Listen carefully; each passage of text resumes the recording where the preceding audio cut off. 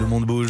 Ça va, Bonjour Axel? Mathieu, très bien. Je viens de vous emberlificoter dans mon dans sujet. votre sujet, alors que vous le diriez tellement bien. Axel, ce matin, vous nous apportez la courbe du bonheur. C'est pourtant une promesse magnifique. Un professeur d'économie américain vient de publier une grande étude sur le bonheur qui suit, selon lui, une courbe en U. Oui, il s'agit du professeur David Blanchflower, économiste, universitaire, ancien de la Banque d'Angleterre. Donc vous voyez, des références très sérieuses. Et pour son étude, il a suivi l'évolution du bonheur de 500 000 personnes dans 132 pays. Et bien le résultat, dans tous les pays, le bonheur suit effectivement exactement la même courbe en U. Donc on commence très heureux dans sa vie professionnelle, plein d'enthousiasme, et puis ça baisse, et on atteint un point bas à 47 ans. Et ensuite, ça remonte.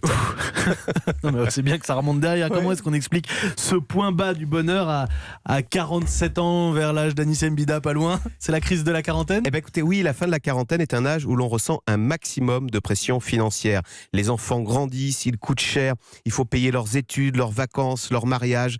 Mais à cet âge-là, on a également souvent encore ses parents, dont il faut aussi s'occuper. Vous savez, c'est ce qu'on appelle la génération sandwich. Sans compter qu'on commence soi-même à avoir des petits pépins de santé, ça et là, des problèmes de genoux, des problèmes de tension. Oui, mais sur le plan professionnel, la fin de la quarantaine, c'est un âge où on est très actif. Oui, alors on est même en général au sommet de sa carrière, donc avec de l'argent. Mais ça ne suffit pas. Vous savez, ce qui nourrit le bonheur, c'est d'aller de l'avant. Or, justement, quand on approche la cinquantaine, on commence à comprendre que sa carrière professionnelle est faite. En tous les cas, on n'attend plus beaucoup d'avancement. En clair, on réalise que c'est le début de la fin de la vie professionnelle. Alors certains commencent à nourrir des regrets, d'autres redoutent un éventuel déclassement. Vous voyez, la fin de la quarantaine, c'est un maximum de pression et en revanche, peu de perspectives, d'où ce point bas dans la courbe du bonheur. Mais vous l'avez dit, la bonne nouvelle, c'est qu'une fois qu'on a passé cet âge un peu difficile des 47 ans, la courbe du bonheur remonte. Pourquoi d'ailleurs? Parce qu'ensuite, on apprend à se satisfaire de ce que l'on a.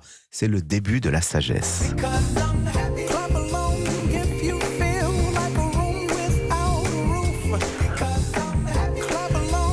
Je sais pas quoi penser de cette étude, c'est positif ou pas? Je me dis que ça termine, c'est un U, donc ça termine par En une envolée. apothéose. Voilà, un moment difficile à passer.